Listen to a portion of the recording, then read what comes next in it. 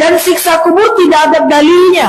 Ada dalilnya cuman status hadisnya cuman hasan. Bismillahirrahmanirrahim. Assalamualaikum warahmatullahi wabarakatuh. Alhamdulillahirabbil alamin. Assalatu wassalamu ala nabiyyina Muhammadin wa ala alihi washabbihi ajmain. Amma ba'du. Teman-teman yang dimuliakan oleh Allah Subhanahu wa taala, kita bertemu kembali di channel Pencari Ilmu. Jadi di video kali ini kita akan membahas yaitu ada seorang ustazah yang tidak mempercayai dengan adanya azab kubur ataupun fitnah kubur. Di antara akidah Islam yang diimani oleh Rasulullah Shallallahu Alaihi Wasallam yang mengajarkan kepada umatnya adalah adanya fitnah dan azab kubur. Oleh karena itu, memahami akidah ini adalah sebuah keniscayaan. Apalagi dengan adanya gerakan yang menghidupkan kembali kesesatan Khawarij dan sebagian Mu'tazilah yang mengingkari adanya azab kubur ataupun fitnah kubur. Yaitu mereka melontarkan syubhat-syubhat yang mereka lontarkan, yaitu pertama adalah azab kubur itu irasional. Yang kedua, hadisnya berstatus ahad yang berarti tidak menjamin. Nah teman-teman, jadi itulah akidahnya Khawarij dan Mu'tazilah. Maka dari itu kita harus berhati-hati dengan yang namanya Khawarij dan Mu'tazilah yang tidak mempercayai adanya azab kubur dan fitnah kubur ini. Oke teman-teman, kita langsung saja mari kita simak ustazah tersebut. Dan siksa kubur tidak ada dalilnya. Ada dalilnya cuman status hadisnya cuman hasan. Ya cuma menengah saja. Riwayat mengatakan sakitnya azab kubur itu bagaikan kita disiksa dan diangkat mayat kita untuk jalan tingginya mayat itu dihempaskan 40 tahun perjalanan kaki. Hadisnya hasan, tidak ada dalil menjelaskan tentang siksa kubur. Oh, kalau kita meninggal yang disiksa itu jasad kita, roh kita, atau dua-duanya. Tidak ada dalil yang menjelaskan. Jadi nggak bisa dibahas. Apakah nanti ketika Bapak meninggal yang disiksa itu jasadnya Bapak, rohnya Bapak, atau kedua-duanya? Tidak ada yang bisa menjelaskan. Apakah langsung masuk surga setelah azab kubur? Tidak Bapak Ibu. Kita harus dibangkitkan dulu di padang mahsyar. Ngapain kita di padang mahsyar? Ada dua aktivitas kita. Yang pertama, kita mencari Rasulullah Sallallahu Alaihi Wasallam. Dan mencari Rasulullah di antara sekian banyak umat. Nanti umat Nabi Daud kan mencari Nabi Daud.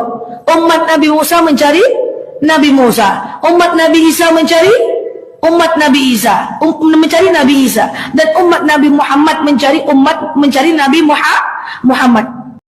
Nah teman-teman yang dimuliakan oleh Allah Subhanahu wa taala, itulah ustazah yang berpahaman Mu'tazilah yang tidak mempercayai adanya fitnah kubur ataupun azab kubur. Pada masa Imam Al-Baihaqi, yaitu beliau lahir pada tahun 384 Hijriah sampai 458 Hijriah. Orang-orang Qadariyah ataupun orang-orang Mu'tazilah, bahkan orang-orang Batiniyah, mereka menisbahkan kepada mazhab Hanafi. Ahli kalam dari kalangan mereka mengingkari hadis ahad dan mengingkari azab kubur. Lalu hal ini mendorong Imam Al-Baihaqi untuk menulis kitab khusus yang berjudul Isbat Azab Al-Qabr. Kitab ini sudah dicetak di Oman dengan tahqiq Dr. Syaraf Mahmud. Jadi teman-teman, karena pemikiran-pemikiran bid'ah ini muncul kembali dengan gencar, maka dari itu kita akan membantahnya dan bahwasanya azab kubur itu ada. Bahkan fitnah kubur yang dimaksud dengan ujian bagi si mayit tatkala ditanya oleh dua malaikat, yaitu Munkar dan Nakir. Hadis-hadis tersebut itu telah mutawatir dari Nabi Shallallahu Alaihi Wasallam. Dari hadis Al-Bara, Ibnu Azib, Anas Ibnu Malik, Abu Hurairah, dan lain-lain. Fitnah kubur ini berlaku secara umum bagi setiap orang mukallaf, kecuali para nabi yang masih ada khilaf. Nah teman-teman yang dimuliakan oleh Allah Subhanahu wa taala, jadi lebih lengkapnya saya akan tampilkan penjelasan dari Ustadz Zulkarnain Muhammad Sunusi hafizahullahu taala. Oke, mari kita simak videonya. Bagaimana hukum orang yang tidak percaya pada adab kubur? Dikarenakan dalilnya adalah hadits ahad. Ini namanya jahil murakkab. jahil bersusun. Bersusunnya kuadrat pangkat 3. Ya. Yang pertama, dalil tentang adanya adab kubur itu bukan hadits, ayat Al-Quran. Jelas ya? Ayat Al-Quran. Itu sudut kejahilan dia yang pertama. Kemudian ayat-ayat yang menjelaskan tentang adab kubur dalam Al-Quran ada sekitar 10 ayat. Ada sekitar 10 ayat. Mungkin kita akan kaji nanti di pembahasan akidah wasithiyah. Yang kedua, hadits tentang adanya adab kubur itu bukan hadits ahad. Dia adalah hadits mutawatir. Karena itu ditulis oleh para ulama risalah-risalah khusus tentang jalur-jalur periwayatan tentang adanya adab kubur. Dia bukan hadits ahad. Iya. Kemudian yang ketiga, ini adalah hal yang disepakati di kalangan para ulama, tidak ada silam pendapat. Dan umat ini tidak pernah bersepakat di atas kesesatan. Jelas ya? Nah, teman-teman yang dimuliakan oleh Allah Subhanahu wa taala, jadi itulah ya penjelasan dari Ustadz Zulkarnain Muhammad Sunusi hafizahullah taala, yaitu tentang terkait masalah azab kubur. Teman-teman yang dimuliakan oleh Allah Subhanahu wa taala, jadi mazhab salaf al-ummah dan para imamnya adalah apabila seorang telah meninggal, maka ia berada dalam kenikmatan atau azab. Al-Majmu' Fatawa halaman 4 nomor 266. Nah, teman-teman, jadi saya akan nukilkan ya, saya akan bacakan tentang dalil-dalil dari Al-Qur'an, Sunnah dan ijma' para ulama tentang azab kubur, tentang adanya fitnah kubur. Yang pertama adalah dalil Al-Qur'an, yaitu Al-Qur'an surat Al-Mu'min ayat 45 sampai 46.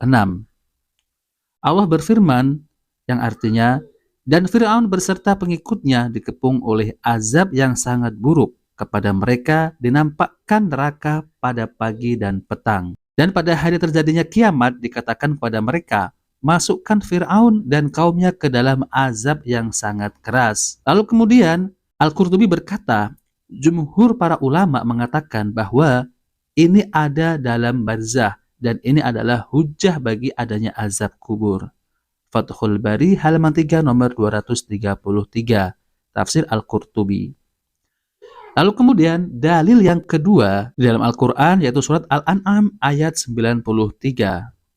Allah berfirman yang artinya, sekiranya kamu melihat di waktu orang-orang yang zalim berada dalam tekanan-tekanan sakaratul maut, sedang para malaikat memukul dengan tangan sambil berkata, keluarkanlah nyawamu.